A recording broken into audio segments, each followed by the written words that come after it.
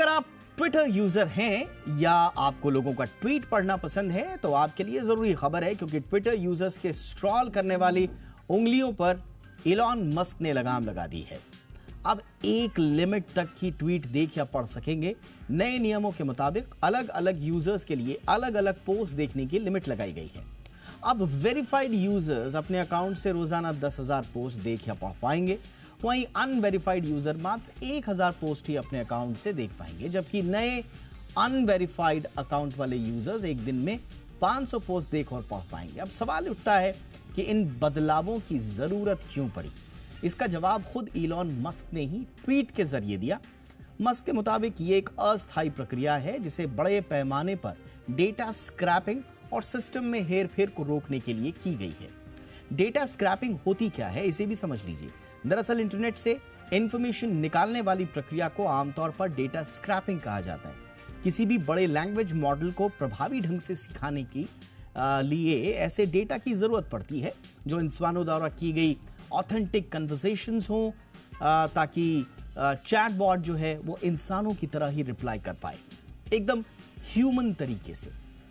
इस डेटा का इस्तेमाल एआई कंपनियां अपने चैटबॉट्स को पावर देने के लिए करती हैं। ट्वीट लिमिट तय करके ये जो नया नियम लाया गया है, इससे पहले पिछले हफ्ते और ट्विटर ने और भी बदलाव किए थे। इन बदलावों के मुताबिक कोई भी ट्विटर पर बिना लॉगिन के ट्वीट नहीं देख पाएगा। इसका मतलब यह है कि अगर आप कोई ट्वीट देखना चाहते हैं तो पहले आपको ट्विटर पर अपनी आईडी बनानी पड़ेगी। इलॉन मस्क ने इसे भी अस्थायी कहा है। इलॉन मस्क ने यह भी कहा है कि ट्विटर का डेटा इतना लूटा जा रहा था कि यह सामान्य यूजर्स के लिए ठीक नहीं था। अब आपको बता दें कि इलॉन मस्क ने पहले भी कई बार एआई सहित अन्य प्लेटफॉर्म्स पर नाराजगी जाहिर की थी। हालांकि कारण जो भी रहा हो, लेकिन ट्विटर यूजर्स नए नियमों के बोझ से परेशान हो गए हैं। यही नहीं, दुनिया भर के यूजर्स इलॉन मस्क के नए नियमों की आलोचना कर रहे हैं। नए प्लेटफॉर्म्स की तलाश में भी हैं, लेकिन सवाल यह है कि नया प्लेटफॉर्म जाएगा क्या? ट्विटर जैसी टक्कर का प्लेटफॉर्म कोई तैयार हो पाया है? ये एक बड़ा सवाल है, क्योंकि यूजर्स कह रहे हैं कि इलॉन मस्क को जब मन में आ रहा है तब वो उसमें तब्दीलियां कर दे रहे हैं। यही जो नया नियम इलॉन मस्क लेकर आए, ये 3 बार बदला कुछ ही घंटे के अंदर। 3 बार नियमों में बदलाव किया। इतना कैजुअल ट्विटर को बना दिया है नई नीतियों के मामले में कि बहुत अनप्रेडिक्टेबल हो चुका है ट्विटर। कब क्या हो जाएगा, कौन से नए नियम आ जाएंगे, कुछ नहीं मालूम। तो ये अनप्रेडिक्टेबिलिटी जो है वो आखिर ट्विटर को कहां लेकर जाएगी और क्यों ऐसा कर रहे हैं बार बार इलॉन मस्क, ये समझने की कोशिश करते हैं 2 खास मेहमानों से। हमारे साथ अमित दुबे भी थोड़ी देर में जुड़ेंगे, जो कि सोशल मीडिया एक्सपर्ट है, और फिलहाल मेरे साथ जितेन जैन जुड़ चुके हैं, डायरेक्टर हैं वोएगर इन्फोसेक प्राइवेट लिमिटेड के। बहुत बहुत स्वागत है जितेन आपका हमारे शो पर। सबसे पहले तो आपसे ही समझना चाहेंगे जितेन, ये चल क्या रहा है, बिटवीन द लाइंस क्या है, क्या चल रहा है इलॉन मस्क के दिमाग में? सिर्फ चैट जीपीटी डेटा निकाल लेगा या कोई एआई प्लेटफॉर्म डेटा निकाल लेगा, यही मसला है या बात कुछ और है? नहीं, वो बात नहीं है। देखिए, पहला सत्य आपको समझना होगा कि ये कोई जो भारत के अंदर हमें ये 10 साल से 12 साल से ये सिखाया जा रहा था कि ट्विटर, फेसबुक एक फ्री प्लेटफॉर्म से, there are no free lunches in life, मुफ्त में कुछ नहीं मिलता। ये सारी कंपनियां आपके डेटा को मार्केटिंग के लिए, इलेक्शन मैनिपुलेशन के लिए, थर्ड पार्टीज को बेचने के लिए, टारगेटेड एडवर्टाइजिंग के लिए डेटा बेचकर आपको जो है जो पैसा कमा रही थी, उससे आपको ये मुफ्त की लागत लगाई जा रही थी। इलन मस्क पिछले 3 साल से कह रहे हैं कि ये खत्म होना चाहिए। ये जो आप रैंडम कंटेंट यूजर को दिखा रहे हैं, कभी कंटेंट मैनिपुलेट कर रहे हैं, एक पर्टिकुलर आइडियोलॉजी का या सामान आप दिखा रहे हैं, ये सब, और जो आप डेटा बेच रहे हैं, ये सब नहीं करके आप यूजर से पैसा भरी ले लीजिए, पर आप ऐड मत दिखाइए उसकी कंसेंट के बिना, उसकी प्राइवेसी का हनन मत कीजिए। तो वो पहले से क्लियर थे कि ही माइट मेक द वो platform chargeable, but he would like to keep it ad free. वो एड से और टारगेटेड एडवर्टाइजमेंट से और डेटा बेचने से उसको मुक्त रखना चाहते हैं। ये पहली सवाल था। दूसरा, जो उन्होंने $44 बिलियन का इन्वेस्टमेंट किया ट्विटर के अंदर, उनकी कोशिश है कि ट्विटर को किस तरह से मोनेटाइज किया जाए। हमें मुफ्तखोरी की लत लग चुकी है। हम चाहते हैं व्हाट्सएप फ्री रहे, हम चाहते हैं फेसबुक फ्री रहे, हम चाहते हैं ट्विटर फ्री रहे। आखिर कंपनी चलेगी कहां से? तो ये हमको समझना होगा। जो व्यक्ति आपके मुंह से पैसा मांगकर आपसे सर्विस ले रहा है, वो आपकी पीठ पीछे डेटा नहीं बेचेगा। तो मुझे लगता है जो उनकी कोशिश है कि ट्विटर का व्यवसायीकरण किया जाए, किसी तरह से जो है कुछ रेवेन्यू कमाया जाए, उसमें कोई नुकसान नहीं है। और ये बात सच है दीपक जी, आप अपनी सोशल मीडिया टीम से, अपने चैनल की टीम से भी पूछ सकते हैं। आज से भारत के अंदर या विश्व के अंदर कोई ऐसी कंपनी नहीं है जो ट्विटर का डेटा स्क्रैप करके ऑडियंस का फीडबैक कैसा आ रहा है, राजनीतिक दल ये देखते हैं कि हमें कौन कौन से व्यक्ति हमारे बारे में कैसा कमेंट कर रहे हैं, बड़ी कंपनियां देखती हैं हमारी ट्विटर पे किस तरह की कंप्लेंट आ रही है, क्या हमारे बारे में रुझान है, और जो दूसरे पॉलिटिकल कैंपेनर्स हैं, आपने बिल्कुल सही कहा, मॉनिटरिंग करती हैं। स्वाभाविक रूप से आपने सही कहा कि उनको अधिकार है कि उनके उसके लिए पैसा दीजिए। हाँ ठीक है, उनके प्लेटफॉर्म से डेटा जा रहा है, उनको उसका कुछ मिल नहीं रहा है, हम मानते हैं। लेकिन एक इसमें बिजनेस एंगल भी है। मैं पढ़ रहा था इसमें दुनिया भर के रिएक्शन, बड़ा दिलचस्प रिएक्शन ये आया है कि जब आप कंटेंट को देखने पर लिमिट लगा देंगे, यानी कि आपने कंटेंट के सर्कुलेशन पर लिमिट लगा दिया। अब जब कंटेंट देख नहीं पा रहे हैं लोग, लिमिटेड रूप में देख पा रहे हैं, तो कोई क्यों आपके प्लेटफॉर्म पर अपना एडवर्टीजमेंट लेकर आएगा? कोई क्यों बड़ा एडवर्टीजर आपके पास आएगा? तो ऐसे में तो प्रोफेशनल नुकसान भी हो रहा होगा ट्विटर को। नहीं, तो वो दोनों तरफ फायदा है ना। अगर मान लीजिए आज आपको कहा जाए कि एक अखबार में आप मात्र 100 आर्टिकल या 25 आर्टिकल दिन के पढ़ सकते हैं, मगर बहुत सारी ऐसी कंपनियां जो पूरे अखबार के सारे आर्टिकल डाउनलोड करके उसके ऊपर एनालिसिस करती हैं, तो आम आदमी के लिए 6-7 हजार ट्वीट से ज्यादा दिन में आप वैसे भी नहीं पढ़ते, और हो सकता है कम ज्यादा हो। मगर जो उनको ये लग रहा है कि 10-10 हजार, 15-15 हजार जो ट्वीट रोज स्क्रैप किए जा रहे हैं, मेरे डाउनलोड किए जा रहे हैं, मैं किस तरह से उसको मोनेटाइज करूं, और एक तरह से अपना ये ब्लू टिक का जो वो $800 पर मंथ, ₹800 पर मंथ का पैकेज है, वो भी बेचने की कोशिश है। तो व्यवसायीकरण तो वो कर रहे हैं, इसमें कोई दो राय नहीं है कि वो पैसा कमाना चाहते हैं, और वो जानते हैं कि इस समय व्यक्तियों को ट्विटर एक स्टेटस सिंबल बन चुका है, और हर व्यक्ति को ब्लू टिक चाहिए। और अगर ब्लू टिक नहीं तो वो अभी फोर्स करेंगे, अगर भाई पढ़ना भी है तो मुझे जो है वो आप जो है पैसा दो। और ये ट्विटर अकेला नहीं है, आप देखिए जो बड़ी बड़ी न्यूज़पेपर जो ऑनलाइन गए 3-3, 4-4 साल, 5-5 साल तक वो सारे ऑनलाइन वर्जन ई पेपर फ्री चले। अभी पिछले 2-3 साल मैं वही कह रहा हूं ना भाई, एग्जैक्टली जितेन। अच्छा, हमारे साथ अमित जी, आर्टिकल ठीक है जितेन, हमारे साथ अमित दुबे भी जुड़ चुके हैं, उनका भी हम इस पे टेक लेते हैं।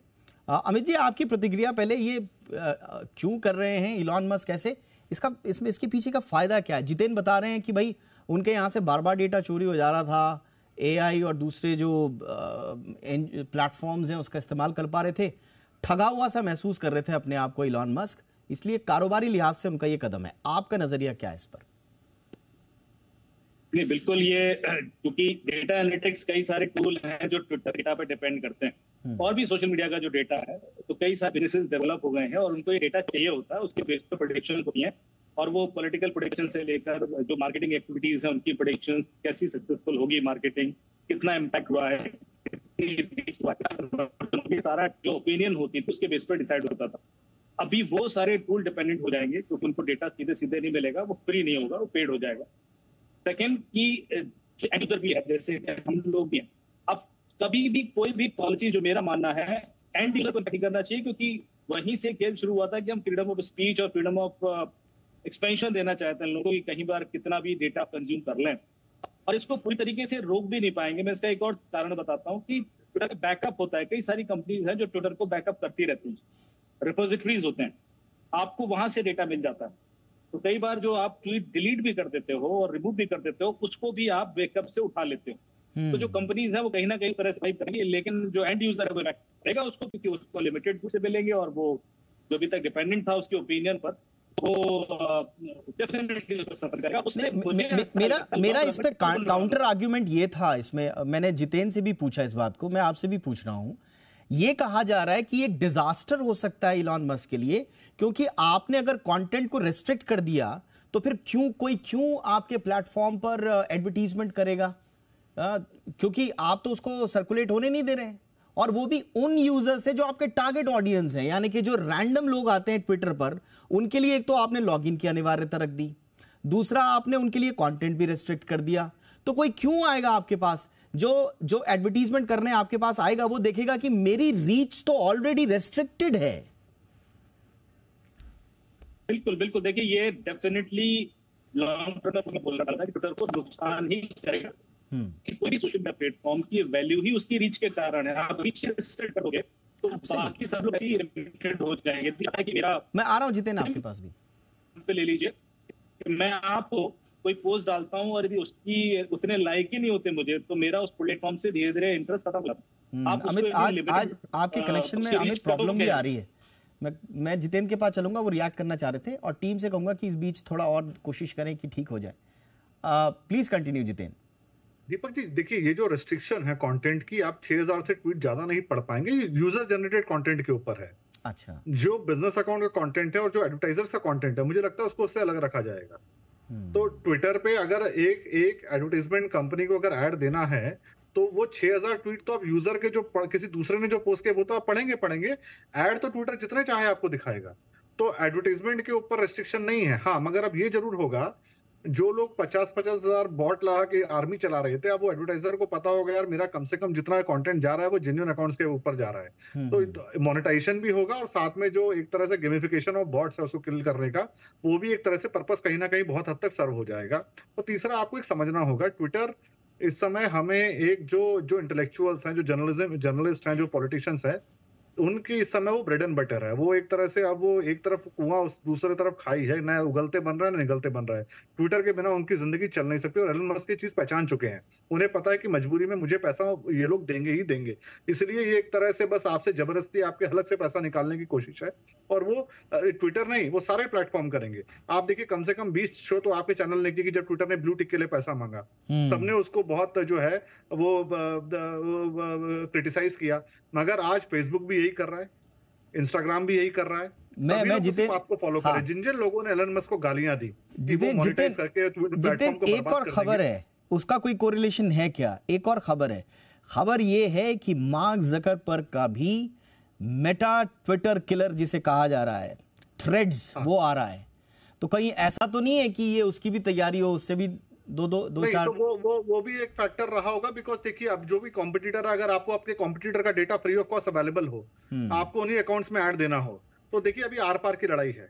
तो एलन मस्क तो खैर उन्हें बॉक्सिंग रिंग में भी चुनौती दे चुके हैं, ये तो जो है व्यवसाय का बॉक्सिंग रिंग है। तो मुझे लगता है कि ये मेटा से मुकाबला कम, पर ट्विटर को फाइनेंशियली अफोर्डेबल बनाने की जो कोशिश है, कंपनी जो है पैसे के अभाव में बर्बाद ही ना हो जाए, बंद ही ना हो जाए, ट्विटर को एक self sustainable revenue making platform के ऊपर जो है वो डेवलप करने की कोशिश कर रहे हैं। तो अपनी इन्वेस्टमेंट को रिकवर करना चाहते हैं, वो पैसा कमाना चाहते हैं, और वो ये भी चाहते हैं कि जो एडवर्टाइजर है उसको रियल यूजर मिले, और जो रियल यूजर है अगर वो पैसा दे रहा है तो उसको बेतुके ऐड ना मिले, उसको स्पैम कंटेंट ना मिले, और जो वेरीफाइड पेड यूजर है उनको एक विजिबिलिटी ज्यादा मिले। तो मुझे लगता है इसको आप प्योरली बिजनेस पर्सपेक्टिव से देखिए, उससे ज्यादा इसमें कुछ नहीं है। नहीं, बट अगर फिनेंस की ही बात है, आपकी आवाज कट रही है दीपक जी। हाँ, अब आ रही है आपको मेरी आवाज? बहुत धीरे आ रही है। ठीक है, अच्छा, मैं कोशिश कर रहा हूं, मैं धीरे धीरे बोलूंगा। थ्रेड जो है, कहा यह जा रहा है कि थ्रेड से अगर आपको टक्कर लेनी है तो उसका तरीका तो ये है कि और लिबरलाइज करिए, आप ट्विटर को और लिबरल बनाइए ताकि उसमें ज्यादा वो यूजर फ्रेंडली रहे। अगर आप उसमें रेस्ट्रिक्शंस पे रेस्ट्रिक्शंस लगा रहे हैं तो आप तो एक केक वॉक दे रहे हैं थ्रेड्स के लिए। देखिए, अपनी 1-1.5 दशक के अंदर विश्व की 3 सबसे बड़ी कंपनियां बनाने वाला व्यक्ति, जो आज एक तरह से दुनिया का टॉप 3 के अंदर लगातार कंसिस्टेंटली सबसे अमीर व्यक्ति रहा है, हम और आप अगर उसको बिजनेस का ज्ञान देंगे, मुझे लगता है we are not competent to teach Elon Musk how to do business. आप उनको गाली दे दीजिए, आप कह लीजिए वो बेवकूफ है या दिमाग से ना गया है, पर वो व्यक्ति ने बड़े बड़े जो आप स्पेस के अंदर, वो सब उनको सोच रहे थे कि पैसा बर्बाद करने निकला है। आज स्पेसएक्स नासा से आगे निकलता जा रहा है, नासा उनको अपने कॉन्ट्रैक्ट दे रही है, उस व्यक्ति ने अपना पैसा लगा के रातें गैराज में बिताई हैं। तो जिस व्यक्ति ने अपनी पर्सनल कैपिटल 44 बिलियन की लगा दी हो, लोन लेके अपने सारे सब सामान लगा दिया हो, वो अपने पैसे को डूबने ना देने की पूरी ईमानदार कोशिश करेगा। आप ये समझिए, हम उनको कितना भी है कि वो मेटा से टक्कर ले पाएंगे नहीं ले पाएंगे, वो मुझे लगता है कि एलन मस्क हमसे ज्यादा ये सब, और ये भी एक कहा जाता है कि एलन मस्क से बड़ा मार्केट मैनिपुलेटर कोई नहीं है। क्रिप्टो को मैनिपुलेट करना, ट्विटर के कंटेंट को मैनिपुलेट करना, वो आने वाले समय को परख पा रहे हैं। अगर देखिए, ब्लू टिक का जो उन्होंने कहा कि मैं पेड ब्लू टिक सर्विस दूंगा, अगर वो गलत होते तो आज फेसबुक, मेटा, इंस्टाग्राम, व्हाट्सएप, ये सारी कंपनियां उसी पॉलिसी को फॉलो करके अब 800 रुपए के अंदर आज हर व्यक्ति ब्लू टिक नहीं बेच रहा होता। सबको समझ में आ रहा है कि जिस रास्ते के ऊपर एलन मस्क निकले हैं, पैसा वहीं से आएगा और सारी कंपनियां उसको फॉलो करेंगी। और मैं आपको चुनौती देता हूं, अगर एलन मस्क से इससे पैसा कमा लिया तो अब 3 या 4 महीने के अंदर थ्रेड भी है, जैसे थोड़ा सा यूजर कंटेंट आ गया, यूजर आ गए, उसके बाद वो भी पेड हो जाएगा। वो पेड तो हो जाएगा, लेकिन कंपटीशन का क्या होगा? आज तो चलो इलॉन मस्क अकेले बादशाह हैं, इसलिए वो कभी भी यूजर से पूछते हैं किसको वेरीफाई करना है किसको नहीं, तो तुरंत वो लोगों पे अपना पोल चला देते हैं।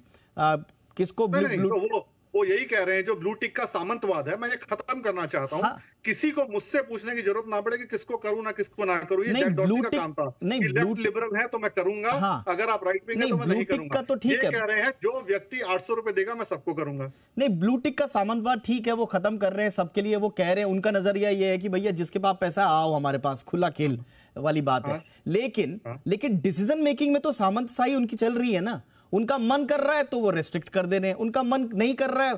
3 ट्वीट किए उन्होंने 1-2 घंटे के अंदर। पहले उन्होंने कहा कि साहब इतने यूजर्स होंगे, फिर उन्होंने कहा कि नहीं इतने कर देते हैं, फिर लास्ट में उन्होंने कहा कि कितना लिमिट कर दें, 8000 कर दें, 800 कर दें, 400 कर दें, 500 कर दें। तो ये डिसीजन में तो सामंतशाही चल रही ना उनकी। नहीं, वो तो प्राइवेट कंपनी है, प्राइवेटली ओन्ड कंपनी है, सबसे बड़े शेयर होल्डर है, क्यों नहीं करेंगे। ये जैक डॉर्सी भी कर रहे थे। बट प्रोडक्ट को, बट जितने ये प्रोडक्ट को, ये आपके प्रोडक्ट को अनप्रेडिक्टेबल नहीं बनाता है, ये अनप्रेडिक्टेबल नहीं बना रहा है आपके प्रोडक्ट की सर्विसेज क्या हैं। अगर यही अनप्रेडिक्टेबल होगा तो वो प्रोडक्ट किस काम का। नहीं, ये आपको हमको लग रहा है अनप्रेडिक्टेबल है, उन्हें पता है ये, वो उनको एलन मस्क को भी लगता है कि तोप मांगोगे तो बंदूक मिलेगी। तो पहले 10,000 कह के आप 5,000 कह के कोहरा मचा, तो बाद में उसको बढ़ा दो। ब्लूटिक के मामले में भी यही करा, पहले बोले $25 फिर $10, चलो $8 दे दो। उसके बाद बोला कि मैं ये करूंगा, फिर उसके अच्छा उसको मैं चेंज कर देता हूँ, मैं नया तरह का टिक लगा दूंगा। फिर बोला अच्छा चलो मैं ईमेल आईडी भी वेरीफाई कर दूंगा। तो ये सब मेरे ख्याल से हो सकता है मार्केटिंग स्टंट भी हो। देखिए हो क्या रहा है, ये जो बेतुकी बातें हैं 3-3 घंटे में ट्वीट कर रहे हैं, इसका कारण क्या हो रहा है, आप और हम जैसे लोग बैठ के 1-1 घंटे के इसके ऊपर शो कर रहे हैं। विजिबिलिटी और एडवर्टाइजमेंट उनको फ्री का मिल रहा है। तो एलन मस्क से बड़ा मार्केटर रैकेटियर कोई नहीं है। एब्सोल्युटली। हमको लग रहा है कि वो एक सुबह उठ के कुछ बोलते हैं, शाम को अलग से ट्वीट कर देते हैं और अगले दिन होते होते प्लान बदल जाता है। आपने सही कहा, प्लान यही हो। आपने सही कहा, क्योंकि ये ट्वीट करने के बाद उन्होंने लास्ट में फिर कहा भी कि देखिए ये आपका जो है मोस्ट व्यू ट्वीट हो गया, जो मैंने अनाउंस किया था। मेरे ख्याल से 340 मिलियन या उससे ज्यादा थे उस पर व्यूज जो थे। तो वो इसको एंजॉय भी कर रहे थे कि मैंने एक शिगुफा फेंका और डिसीजन तो जो भी हुआ अंत तो गत्वा हुआ। और कमाल की बात ये, इसको वो टेम्परेरी इमरजेंसी मेजर्स बता रहे हैं, यानी कि प्रेडिक्टेबिलिटी होती तो आज आप शो क्यों करते। अनप्रेडिक्टेबल थे और लग रहा था कि करके आ रहे हैं, इसलिए शो हो रहा है। लेकिन जिस दिन एक बात तय है, ये इलॉन मस्क तब तक कर रहे हैं जब तक उनकी बादशाहत है, मोनोपोली है उनकी।